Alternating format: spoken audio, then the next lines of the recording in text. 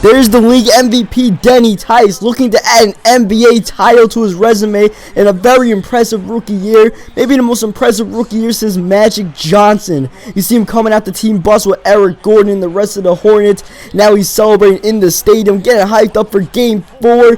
Looking to take a 3-1 lead on the Sixers to take one step closer to winning a championship. And this game is special for Denny, both on the field and off the field, because not only are we in New Orleans in Game 4 with a 2-1 lead in the series, but Denny's father is here. As you may or may not remember, Denny's father was diagnosed with cancer. Let me stress that it's Denny's, not mine. Denny's father was diagnosed with cancer, and you know, it's a good sign to see him coming out to this game, and it's just a huge moral support. This means the world to see him come out, and you know, it's just, anything that can make me happy is making him happy. And one way to make him happy for sure is winning a title, winning this game. So, you know, there might not be that much on the line because he wouldn't say that, but personally, there is a lot on the line to try to win this game. That's just pressure I'm putting on myself, but you know, why not put pressure on yourself? How else are you gonna, you know, push hard to succeed? You gotta put that pressure on you. You play with no pressure, you can just play nonchalantly. And one way to put pressure is what the coach did to me. Coach Williams ran drills on me in practice for forever because I had 12 turnovers in Game 3. You know, when he benched me, he still wasn't happy the next day. He wasn't like, oh, we won the game. He was like, you better not do that or I'm benching you earlier, Tice. I don't care you're the reigning MVP. I don't care you're better than Michael Jordan. You're coming out the game if you do that again. So I had to watch my turnovers, all right? I had to watch my turnovers. Here, Vasquez, he has to watch his turnovers. What kind of shitty pass was that? That's why, like, Vasquez needs to be traded immediately next season. And yes, there will be a next season of Denny Tice. For you guys, ask in the comment section if there will be another season. Yes, there will be a season 2 of Denny Tice and the Hornets, unless, you know, something happens. But there will be a season 2 of Denny Tice because, you know, I already started it. And plus, I'm having fun with it and stuff, you know. Why not go for season 2? But, yeah, we're going to do a season 2. Vasquez needs to get the hell out of New Orleans. He needs to be traded because, you either have to be a really good defender, as Denny, you know, pretty much got fouled there but didn't get a foul called. And by the way, look at this nice play by Denny. Just giving it to Austin Rivers and a nice handoff. You know, creating space so Thaddeus Young can't hit him. And Austin Rivers instead knocks down that shot. But, yeah, you're going to need to play really good defense or be a spot-up shooter or just be a beast in the paint like Anthony Davis. You know, you got to be one of those 3 or all of those 3 to be part of this team, part of our system. Vasquez isn't any of those, especially the defense part. He's not a spot-up shooter, and his defense is absolutely atrocious. When Vasquez comes in the game, literally every shooting guard picks on Vasquez. It's just a shame to watch. Sometimes we even run zone just to try to hide his thing, because everybody just shits on him. It's mad annoying. Defense always wins championships, and Vasquez, he doesn't play defense, but that's my Vasquez right. I just can't, like. They need to put us on the field or on the court on separate times at least. Don't put us on at the same time. Give me Austin Rivers more often because he could double as a shooting guard. Vasquez really cannot. He's an alright player, you know what I mean? He's a good point guard, but, you know, we're going to win a championship. We just got to execute, man, and he's not part of the execution. Here, run some nice execution, even though Vasquez is on the court. Look at Jason coming open. Jason has been killing it in this finals, you know.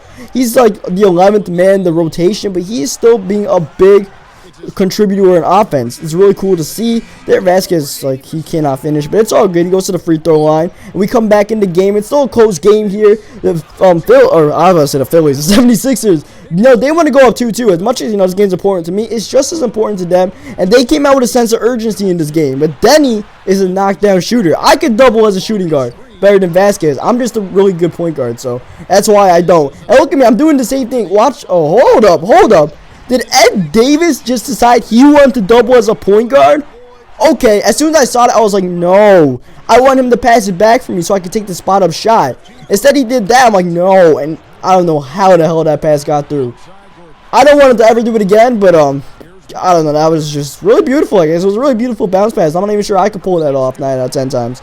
But, you know, but we went on a huge run to close the second quarter, and now we're up by 11. Then he got back into the game. We were up by 2. All of a sudden, we just went on this huge run. And last video, I talked about the runs and stuff. That was a big-time run. You got to close out quarters in the NBA.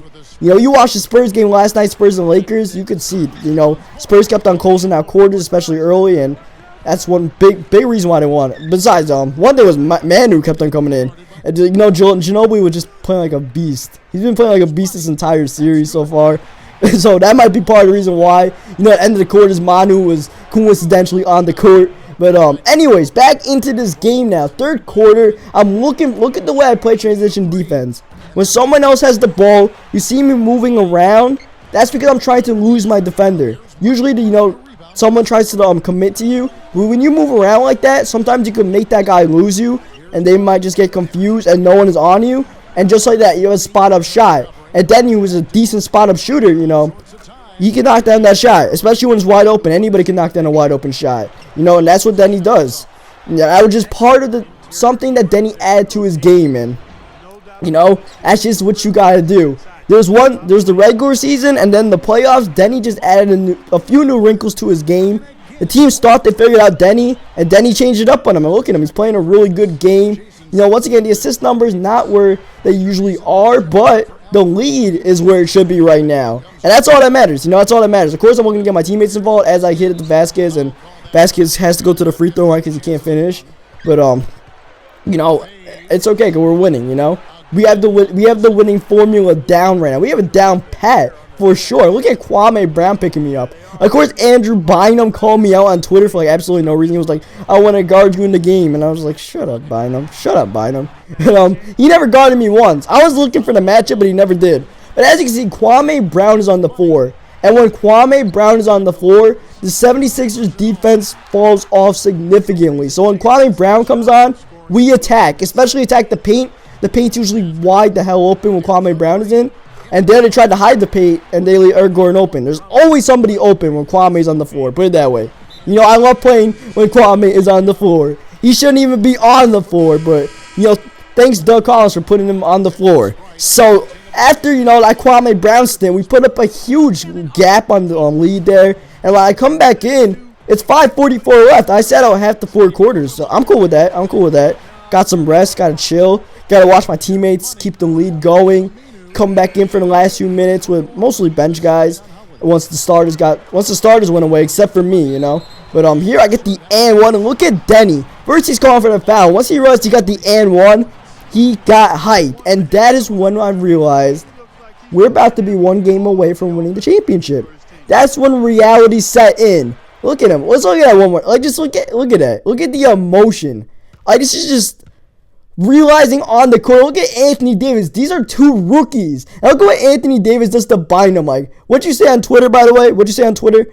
I don't know what happened. I don't even follow you. That's what he told Bynum. At least that's what I heard. But that's about to wrap it up for this game because, you know, 76ers are not coming back.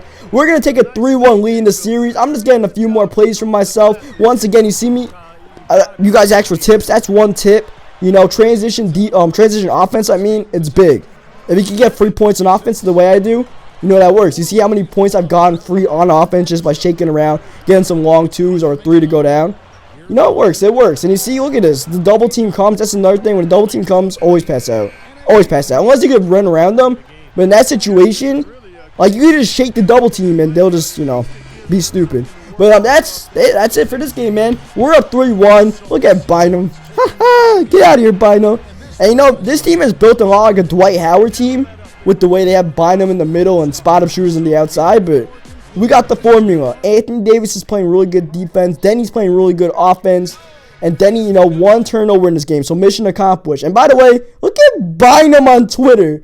Dude. God damn it, Bynum. What are you doing, bro?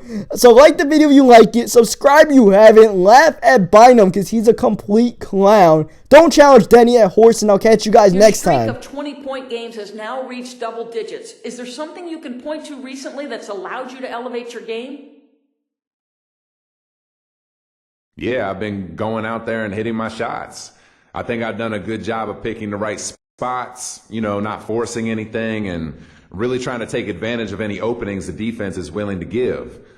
So it's been a combination of consistency and playing smart basketball. And I'm going to do whatever I can to try to keep that up.